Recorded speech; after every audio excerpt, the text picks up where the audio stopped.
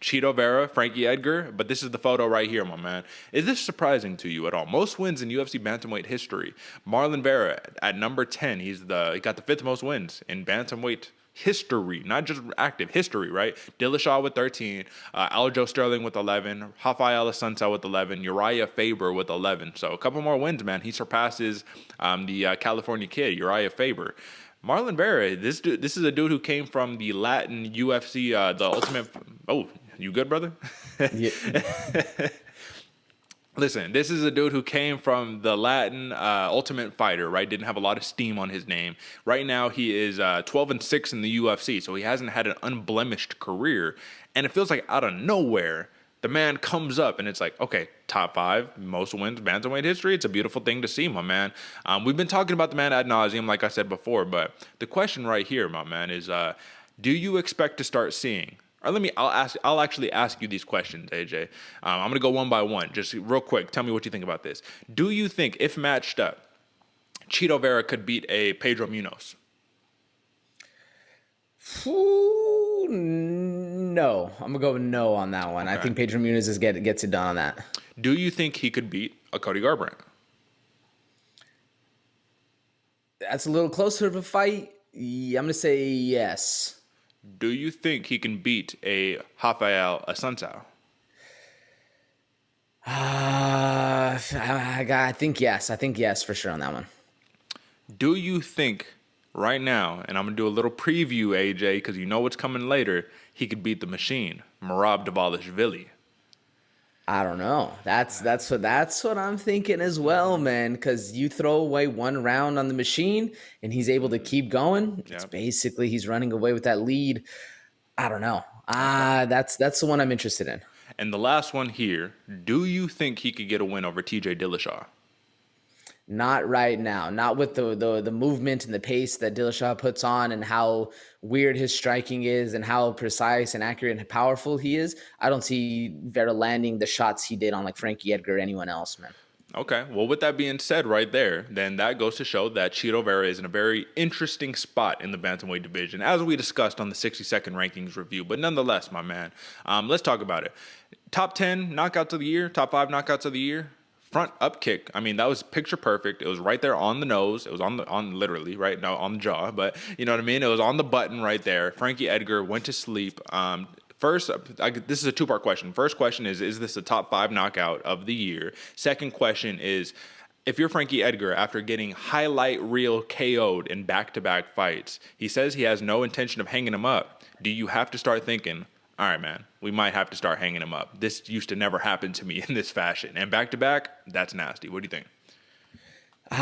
Yeah, I think top 5. To answer your first one, Derek, I do think top 5 knockouts of the year. Maybe top 10. It's the memory isn't the best all the time on exactly which knockouts, but he was definitely one of the star-studded ones. It's hard to say, though, if it's top 5 exactly. But for Frankie Edgar, it's hard because he was the 155-pound champ, and then now you drop down 2 different divisions to be in the bantamweight.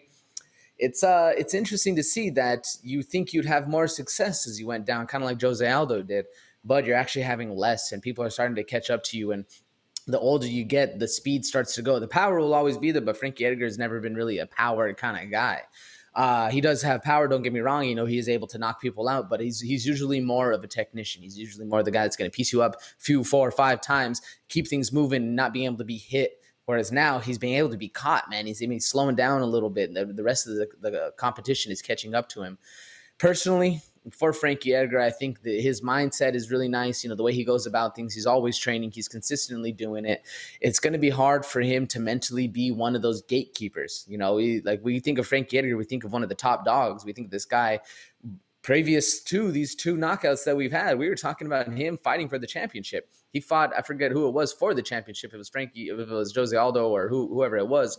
And then, he started suffering some losses and really started, once he's catching these KOs, the rest of the divisions is really catching up to him. So it's interesting to see where he's going to go, because I don't want to see him as that gatekeeper, as that person we're seeing, the Andre Arlovskis or any other of these gatekeepers that we consistently talk about. Because in these lighter divisions, it does not end well. You know, in the heavyweight, they can do that. The fights aren't as fast. They can keep things going.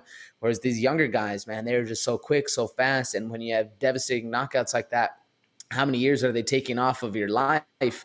That's what you really got to worry about, because your family's who you got to support. So if it's me, if, I'm working with Frankie Edgar, I'm telling him, we got at most 5. If things start really getting worse, you start really catching these KOs, man, you got to put your eggs in some other baskets and start working towards your future and not necessarily towards the present. What do you think, Derek? I'm with you, man. Let's not forget that Frankie Edgar, he won the UFC lightweight championship against BJ Penn back in 2010, dog. I was a freshman in high school. Like, gosh.